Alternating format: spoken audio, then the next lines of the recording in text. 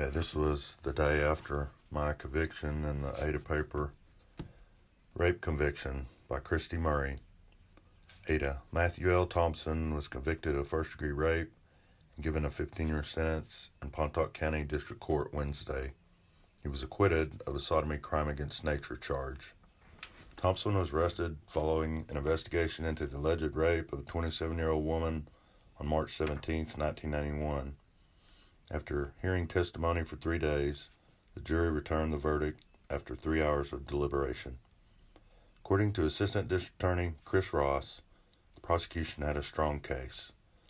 The woman testified she had used a payphone at a convenience store and was crossing an alley when Thompson approached her, then forced her into his car. She said he took her to an abandoned apartment and raped her, after which he drove her across town and dumped her out of the car.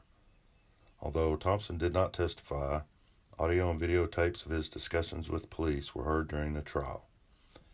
In the tapes, he first claimed consent from the woman, but then later admitted to the use of drugs and alcohol preceding the incident, and looking back, see she was scared to death, said Ross. The court allowed the jury unlimited access to those tapes during its deliberations. Attorney for the defense, George Butner of Awoka, said, "I believe the excessive influence the jury put on the video and cassette tapes led to a decision that would not have been reached had the jury had to recall, recollect, and remember testimony they heard only one time.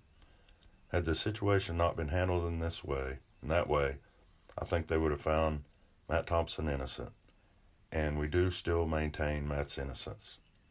I believe it was an error of the court to allow the jury unlimited access to those tapes, and without that action, if the jury had found Matt guilty, the sentence would have been the minimum 5 years.